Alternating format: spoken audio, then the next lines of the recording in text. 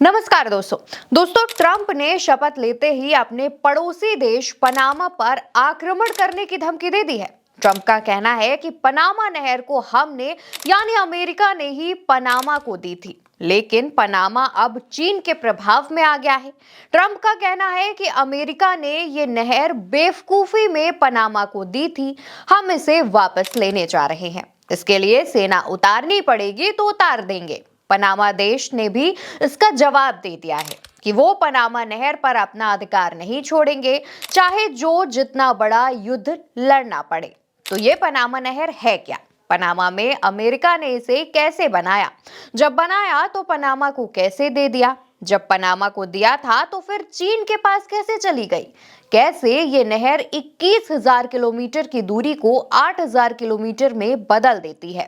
और कैसे इस नहर से एक साल में अरबों डॉलर टोल लगाकर वसूले जाते हैं? दोस्तों, आज इस वीडियो में हम इसी को समझेंगे। दोस्तों, ये ऊपर वाला हिस्सा है उत्तरी अमेरिका यानी नॉर्थ अमेरिका, और नीचे वाला दक्षिणी अमेरिका यानी साउथ अमेरिका है।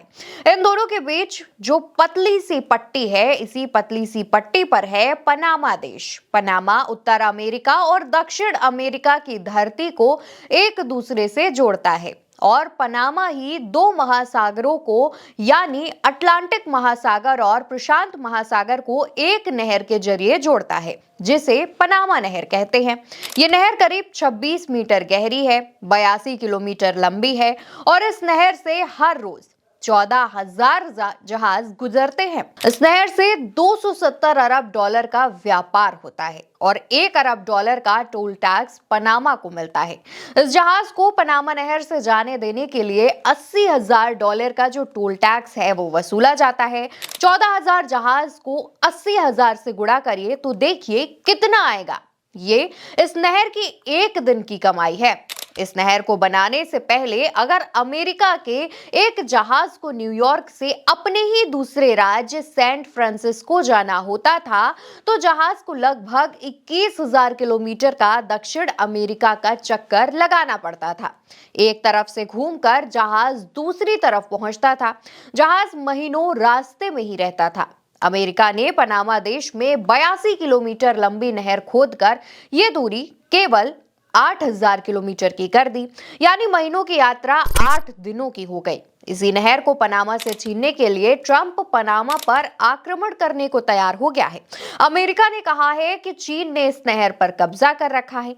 तो हुआ यह है दोस्तों कि 2017 में पनामा ने ताइवान से राजनयिक संबंध खत्म कर दिए और चीन के साथ दोस्ती कर ली, क्योंकि जो देश ताइवान से राजनयिक संबंध रखते हैं चीन उससे संबंध नहीं रखता है, क्योंकि जमीनखोर चीन तिब्बत की तरह ताइवान को अपना हिस्सा बताता है। चीन ने पनामा नहर को और विकसित करने के लिए पैसा लगा दिया, क्योंकि इस नहर से आज की तारीख में चीन सबसे ज्यादा जहाज गुजार रहा है। पनामा नहर के 2 पार्ट्स का संचालन हांगकांग की एक कंपनी करती है। ट्रंप का कहना है कि पनामा नहर चीन के लिए नहीं है, नहर गलत दिशा में चली गई है। पनामा नहर से गुजरने वाले अमेरिका के जहाजों से किराया ज्यादा वसूला जा रहा है, जो काबिले बर्दाश्त नहीं है। जिसने नहर खोदी उसी को ज्यादा किराया देना पड़े, ये अमेरिका अब बर्दाश्त नहीं करेगा।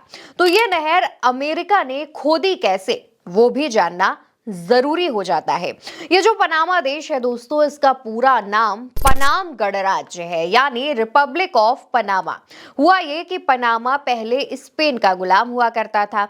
फ्रांस ने 1881 में पनामा नहर खोदने का काम शुरू भी किया, लेकिन आर्थिक नुकसान, बीमारी और दुर्घटनाओं में लोगों के मरने की वजह से इसे बीच में अधूरा छोड़कर भाग गया। 1821 में पनामा को कोलंबिया ने अपना गुलाम बना लिया। फिर अमेरिका को व्यापार में दिक्कत हो रही थी। उसके जहाजों को दक्षिणी अमेरिका का चक्कर लगाकर नीचे से घूमकर जाना पड़ता था, जिसकी दूरी लगभग 21,000 किलोमीटर पड़ती थी, जिससे बहुत तेल लगता था, बहुत पैसा लगता था, और फिर जैसा कि अमेरिका जैसी पूरी दुनिया में करता है, भड़काता है, लड़ाता है और अपना काम बनाता है। अमेरिका ने पनामा को ताकत दी। पनामा कोलंबिया से लड़ बैठा। विद्रोह हुआ और 1903 में पनामा अलग स्वतंत्र देश बन गया। अमेरिका ने पनामा से इस एहसान के बदले नहर खोदने की परमिशन ले ली। 1904 से 1914 यानी 10 साल में पनामा की मदद से 40,000 मजदूरों की मदद से अमेरिका ने काम चलाऊ पनामा नहर खोद डाली और 21,000 किलोमीटर की यात्रा को 8,000 किलोमीटर का बना डाला। इसी बीच अमेरिका और पनामा के बीच एक समझौता हुआ कि देश तुम्हारा और नहर हमारी, जिसे हे बनो वरेला संधि कहा गया। मतलब जमीन पनामा की रहेगी, लेकिन अमेरिका ने पैसा लगाया है, लेबर लगाया है, मेहनत लगाई है, तो नहर अमेरिका की रहेगी। पनामा उस समय मान गया। उस समय जहाजों का इतना ट्रैफिक नहीं था जितना अब हो गया है। जब जहाजों की संख्या बढ़ने लगी, पनामा ने देखा कि अमेरिका जहाजों से टोल टैक्स ले रहा है, खूब मुनाफा पीट रहा है और जिंदगी भर मुनाफा पीटेगा। हर धंधे वाले पार्टनरशिप की तरह पनामा को धीरे धीरे ये बात खटकने लगी कि उसकी जमीन पर अमेरिका माल क्यों बनाए। पनामा देश नहर को अमेरिका से लेने की कोशिश करने लगा। 1964 में नहर के इलाके में पनामा का झंडा फहराने के अधिकार को लेकर अमेरिका के लोगों और पनामा के लोगों के बीच दंगा भड़क गया, जिसके कारण दोनों देशों के बीच राजनयिक संबंध खराब हो गए। किसी भी संधि को तोड़ने की शुरुआत तो ऐसे ही रिश्ते खराब करके होती है। ये इतिहास में हमने देखा है। पनामा का कहना था कि अमेरिका ने संधि में वैलिडिटी नहीं लिखी थी, यानी कब तक अमेरिका का कब्जा नहर पर रहेगा, इसलिए अब नहर पनामा को सौंप दी जाए। 1976 में अमेरिका में चुनाव हुए। राष्ट्रपति पद के लिए डेमोक्रेटिक उम्मीदवार जिमी कार्टर ने कसम खाई कि वो भविष्य में कभी भी पनामा नहर क्षेत्र का व्यवहारिक नियंत्रण नहीं छोड़ेंगे। चुनाव जीतने के कुछ समय बाद कार्टर अपनी कसम से पलट गए। नहर के बारे में अमेरिकी सीनेट में 2 संधियां बनाई गई। पहली संधि का नाम तटस्थता संधि था, जिसमें कहा गया कि अमेरिका अपनी सेना का उपयोग पनामा नहर की सुरक्षा के लिए किसी भी खतरे से बचाने के लिए कर सकता है। दूसरी संधि, जिसे पनामा नहर संधि कहा गया, इसमें कहा गया कि 31 दिसंबर 1999 को ये नहर पनामा वासियों को सौंप दी जाएगी। ये दोनों संधियों पर 7 सितंबर 1977 को हस्ताक्षर किए गए थे। दिसंबर 1989 में राष्ट्रपति जॉर्ज H.W. बुश ने पनामा के नेता मैनुअल नोरेगा को सत्ता से हटाने के लिए पनामा पर आक्रमण का आदेश दे दिया। हालांकि 1999 तक संबंध शांतिपूर्ण हो गए। पनामा के लोग अमेरिका का विरोध करते रहे।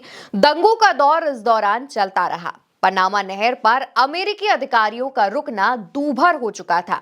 संधि तो हो ही चुकी थी। संधि के मुताबिक नहर पनामा वासियों को सौंप दी गई। तो यह पनामा नहर की कहानी थी, जिसे अब ट्रंप वापस लेने की बात कह रहे हैं। उधर पनामा नहर लेने की बात जैसे पनामा के राष्ट्रपति जोस राउल मलिनो ने सुनी, तो डंके की चोट पर ट्रंप को चेतावनी देते हुए कह दिया कि पनामा नहर हमारी है, हमारी रहेगी। उन्होंने कहा कि मैं जानता हूं कि पूरी दुनिया ट्रंप के आने से खौफ खा रही है। इस समय यह बयान हमारे लिए घातक हो सकता है, लेकिन हम पनामा नहर नहीं छोड़ेंगे। तो फिलहाल दोस्तों, इस वीडियो में इतना ही। वीडियो कैसा लगा कमेंट बॉक्स में बताइएगा और चैनल को सब्सक्राइब कीजिएगा। वीडियो को ज्यादा लोगों के साथ शेयर कीजिएगा और उनसे भी चैनल को सब्सक्राइब करने के लिए कहिएगा।